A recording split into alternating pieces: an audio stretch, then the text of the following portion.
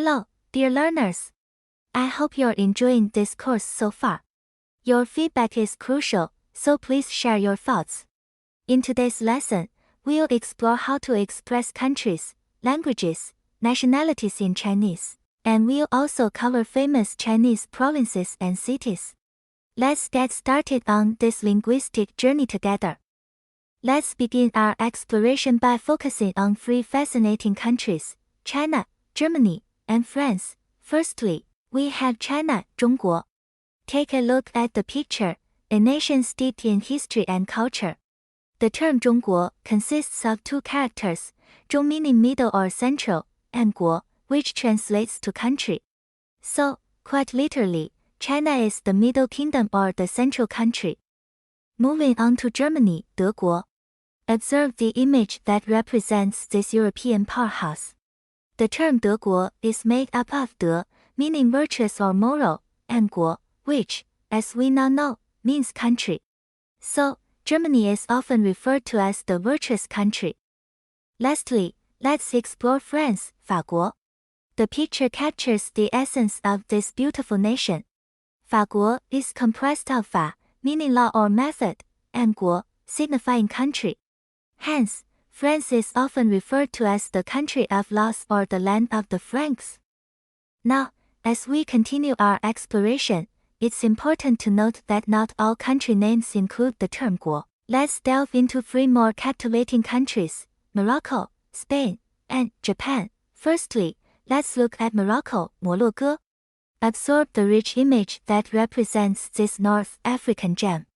Unlike the previous examples, the term 国 is not present in the Chinese name for Morocco. Instead, 摩洛哥 is used to phonetically represent the sound of the country's name. Moving on to Spain, 西班牙. The vibrant image mirrors the lively culture of this European nation. Similarly, 西班牙 does not contain 国 but rather reflects the sound of Spain in Chinese. It's fascinating to observe the diversity in how countries are named in Chinese. Lastly, let's explore Japan, 日本. The picture captures the essence of this island nation. 日本 uses characters that mean sun origin, symbolizing Japan as the land of the rising sun. Again, there's no 国 in the name, yet it conveys a profound meaning rooted in Japan's culture. Now, let's turn our attention to Russia, 俄罗斯. Gaze upon the vast landscapes of this transcontinental country. 俄罗斯 is used to phonetically represent Russia and captures the distinctive sound of the country's name in Mandarin. Moving on to South Korea, 韩国. The dynamic image mirrors the modern and traditional aspects of this East Asian nation. In this case, 国 is indeed present. 韩国 combines 韩, representing the sound Han in Mandarin, and 国, meaning country. So, South Korea is referred to as the Han country. Lastly, let's explore Italy, 意大利. Marvel at the cultural richness depicted in the image.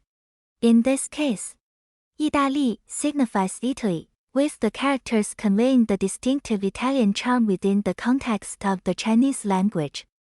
As we observe these country names, some containing 国 and others not, we appreciate the diverse linguistic methods used to represent nations in Chinese.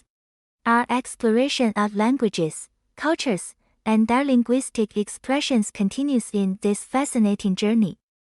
As we shift our focus to the diverse world of languages, let's begin with the linguistic landscape of China, 中国. The primary language spoken in China is Mandarin, and here's where things get interesting.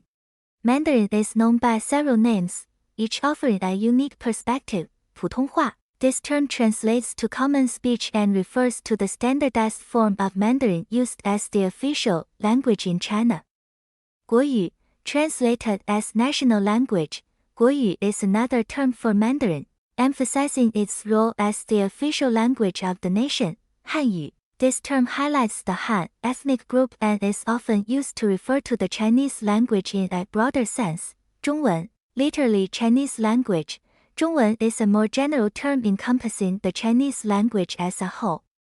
In the context of 中文, 文 means language or writing.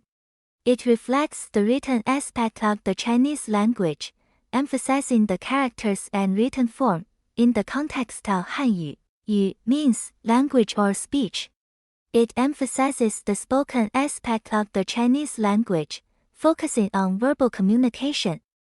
As we delve into the linguistic intricacies of our journey, let's take a moment to recap the distinctive names of countries and their languages. Our exploration began in China, 中国, the Middle Kingdom rich in history and culture. The language spoken in China is known as 中文, translating to the Chinese language. The character 文 in 中文 encapsulates not only the spoken words but also the intricate art of writing, reflecting the visual richness of Chinese characters. Venturing to Europe, we encountered Germany, 德国. The German language spoken here is known as Deutsch, 德语. The character 语 in Deutsch means language or speech, emphasizing the spoken aspect of the German language. Our journey then led us to the enchanting landscapes of France, 法国. The French language spoken here is known as 法语. Now, let's explore the spoken languages on other countries in Chinese.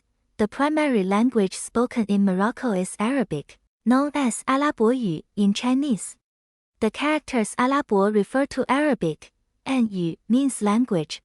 So, together, 阿拉伯语 specifically refers to the Arabic language. In Chinese, Spain is known as 西班牙. The characters 西班牙 refer to Spain, and 语 means language. So, 西班牙语 specifically refers to the Spanish language. Japan is known as 日本. The characters 日本 refer to Japan, and 语 means language. So, 日语 specifically refers to the Japanese language. Russia is known as 俄罗斯, and 俄语 specifically refers to the Russian language. South Korea is known as 韩国. So, 韩语 specifically refers to the Korean language. Additionally, Han is often used to refer to Korea in general. Lastly, in Chinese, Italy is known as 意大利. 语 means language. So, 意大利语 specifically refers to the Italian language. In our linguistic journey, we explored the fascinating connections between country names and languages. Notably, in Chinese, we used the character 文 for 中文 Chinese, reflecting not only spoken words but also the intricate art of writing. For the other countries, we employed the character 语, emphasizing language or speech. For example, 法语 for French, 意大利语 for Italian, and 俄语 for Russian. This consistent use of 语 simplifies the connection between country names and languages, making it easier to remember. A particularly interesting pattern emerged when replacing 国 meaning country with 语 for languages. For instance, 韩国 meaning South Korea becomes 韩语, showcasing the seamless transition from country to language. In this way, associating country names with the corresponding languages becomes a memorable and systematic process. The fusion of linguistic elements creates a harmonious understanding of the diverse world of languages, enriching our cultural exploration. Now, let's unravel the mystery of nationalities. In Chinese, expressing nationality is incredibly simple. Just add 人 after the country name. China is 中国. A Chinese person is 中国人. Germany is 德国. A German person is 德国人. France is 法国. A French person is 法国人. Morocco is 摩洛哥. A Moroccan person is 摩洛哥人. Spain is 西班牙. A Spanish person is 西班牙人. Japan is 日本. A Japanese person is 日本人. Russia is 俄罗斯. A Russian person is 俄罗斯人. South Korea is 韩国. A Korean person is 韩国人. Italy is 意大利. An Italian person is 意大利人. It's that easy. By adding 人, we effortlessly denote the nationality of each country. Let's continue this straightforward and enjoyable linguistic journey together. Now that we've explored the rich tapestry of nationalities, let's broaden our horizons to the diverse continents that make up our world. Each continent carries its own unique blend of cultures, languages, and histories. 非洲, Africa. The term 非洲 is a combination of two characters. 非 means not or none, and 洲 means continent, so together, it means non-continental or foreign continent. 南极洲 Antarctica, 南 means south, 极 means pole, and 洲 means continent. So, 南极洲 translates to southern polar continent, 亚洲 Asia, 亚 means sub or below, and 洲 means continent. Therefore, 亚洲 translates to subcontinent or below continent, 欧洲 Europe, 欧 refers to Europe, and 洲 means continent. Thus, 欧洲 simply means European continent. 北美洲 North America, 北 means north, 美 means America, and 洲 means continent. Hence, 北美洲 translates to North American continent. 澳大利亚 Australia, 澳 means Australia, 大 means big, 利 means advantage or benefit, and 亚 means Asia. So, 澳大利亚 can be interpreted as big auspicious land. 南美洲 South America, 南 means south, 美 means America, and 洲 means continent. Therefore, 南美洲 translates to South American continent. In Mandarin Chinese, you can express the north or south of a continent by adding the characters 北 for north or 南 for south before the word 洲, which means continent. Here's an example. North Africa, 北非洲, 北 means north, 非 means Africa, and 洲 means continent. So, 北非洲 translates to North African continent. South Asia, 南亚洲, 南 means south, 亚 means Asia, and 洲 means continent. Therefore, 南亚洲 translates to South Asian continent. This way, you can specify the direction of a continent in Mandarin Chinese by adding the appropriate character for north or south before the term for continent. I hope this lesson was interesting for you so far, and now let's jump to the final chapter of famous Chinese provinces and cities. Now, let's seamlessly transition to a closer look at each city and its distinctive role in shaping China's political, cultural, and economic landscape. Beijing, capital city of China, located in Beijing Shi, Beijing Municipality, political, cultural, and educational hub with iconic landmarks like the Forbidden City, Shanghai, major city in Shanghai Shi, Shanghai Municipality, global financial and business center with a modern skyline and historic Bund waterfront.